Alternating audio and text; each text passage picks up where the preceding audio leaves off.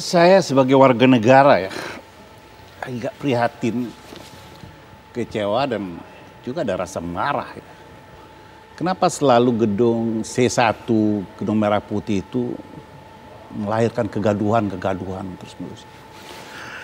Kita setuju bahwa KPK harus kuat ya sebagai suatu lembaga yang menangani extraordinary crime. Tetapi KPK dan semua perangkat KPK harus tunduk pada undang-undang. Jangan berbuat di luar undang-undang. Jangan sampai penegakan hukum dengan melanggar hukum. Ini kan ada aturan hukum yang seharusnya. Makanya saya mencoba membangun komunikasi dengan banyak pihak. Apa sih sumber masalahnya? Di dunia ini, di Indonesia ini ada lembaga-lembaga yang diberikan delegasi untuk membuat undang-undang. KPK adalah lembaga yang menjalankan undang-undang, bukan membuat undang-undang. Undang-undang nomor 19 tahun 2019 itu menjadi guidance of state, ya, panduan kita berbangsa. Dan undang-undang itu mengatakan harus menjadi pegawai negeri. Karyawan KPK harus berubah status menjadi pegawai negeri. Nah, tata caranya diatur oleh undang-undang kata pasal 24 ayat 2 dan 3 dari Undang-Undang nomor 19 itu. Diterjemahkan dalam PP 41. Ya. PP 41 itu juga memerintahkan pasal 3 dan pasal 6-nya. Harus ada tata cara melalui Perkom KPK. Perkom KPK itu memuat, Perkom KPK nomor 1 2001 itu memuat isinya adalah salah satunya asesmen. Nah, asesmen itu terdiri tahapan dari profiling, ada nama indeks modernisasi berbangsa yang 68 soal, ada wawancara. Dan ketika 3 tahapan ini harus diluluskan. Nah, ada hampir kalau saya nggak salah, hampir 800 orang itu nggak lulus tuh IMB 68 soal itu, indeks modernisasi bangsa itu. Nilai lulusnya itu di angka 4, sementara ini di bawah. Maka dilakukanlah wawancara, ya, TWK itu. Agar apa? Agar bisa memenuhi standar kelulusan. Supaya apa? Sebagai lembaga khusus ini betul-betul mempunyai orang yang punya integritas khusus. Harus mengikuti cara-cara khusus pula. Agar apa? Agar dia bisa kuat, agar dia punya kebangsaan. Yang diuji itu kan saya nggak salah cuma 3. Soal kesetiaan pada Pancasila, undang-undang negara dan pemerintah. Nah, sebagian yang tidak lulus 75 ini menolak Undang-Undang nomor 19.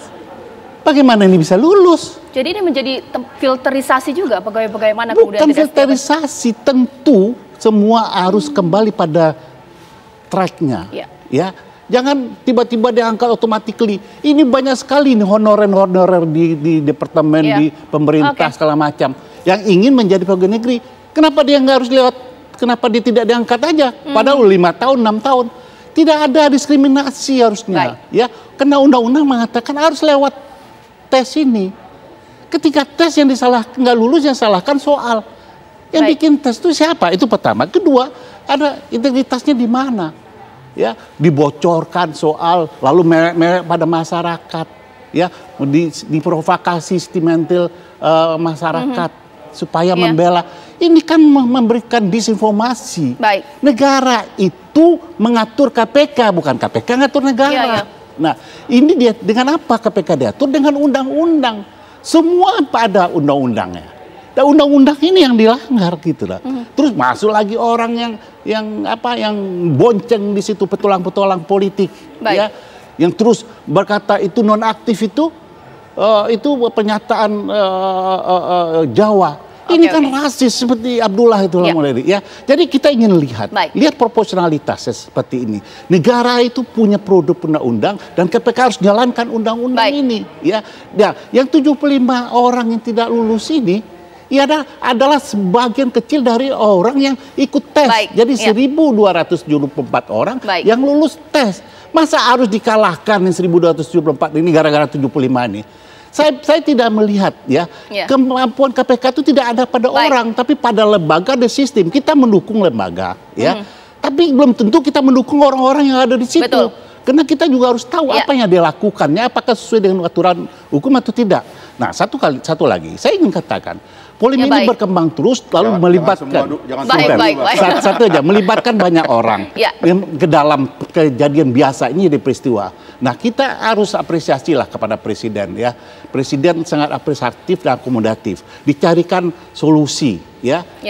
Solusinya apa? Tidak serta-merta dipecat, diberhentikan, dicarikan pendidikan segala macam. Ini harusnya kan sudah ada rekonsiliasinya, harus berhenti di sini. Tetapi dia malah menuntut ketua KPK-nya, melaporkan komisioner KPK. Ini orang ini seperti ini nggak layak harusnya di KPK. Nah, pemirsa yang menjadi kekhawatiran, KPK sebagai lembaga diperlukan oleh bangsa ini. Tetapi orang-orang di KPK itu tidak menentukan KPK ini berdiri atau tidak. Nah, orang-orang yang di KPK itu suka keluar dari aturan main, ya, sehingga dia merasa dia superioritas. Dan superioritas inilah mendorong selalu ada kegaduhan, ada konflik, ya. Dan orang-orang itu yang sebenarnya harus tidak berada di KPK lagi. Sehingga kita bisa membuktikan, bisa lihat apakah dengan orang-orang itu tidak ada di KPK, KPK ini tidak berdiri. Siapa bilang? KPK ini milik negara. Bangsa ini yang mendirikan KPK. Dan KPK itu satu lembaga dan tidak tergantung pada orang. Yang saya heran kenapa orang itu terus bertahan. Orang-orang yang merasa hebat ini tetap bertahan. Apa kepentingan di KPK? Apa membangun suatu empire di KPK sehingga dia tidak tersentuh oleh apapun atau berlindung dalam pendapatan yang besar di KPK sehingga tidak ada kesetiaan. Padahal kan kesetiaan kepada pemerintah, undang-undang, Pancasila itu menjadi hal yang prioritas. Nah, kita lihat sekarang kondisi seperti ini. Ribut masalah yang sepele begini. Banyak sekali orang yang tidak lulus tes untuk pegawai negeri. Tidak ada pengaruhnya. Ya, jadi kalau mereka berubah menjadi ASN itu tidak akan menggoyahkan KPK, tidak akan merontokkan KPK. Contohnya, sekarang presiden yang selama ini dituduh anti KPK, anti tidak mendukung penegakan hukum korupsi. Ternyata apa? Presiden yang memberikan solusi. Ini harus kita apresiasi. Harusnya harus ada konsolidasi ke dalam. Ini malah setelah presiden ngomong itu nyerang pimpinan KPK. Ini karena integritas seperti ini nggak perlu ada.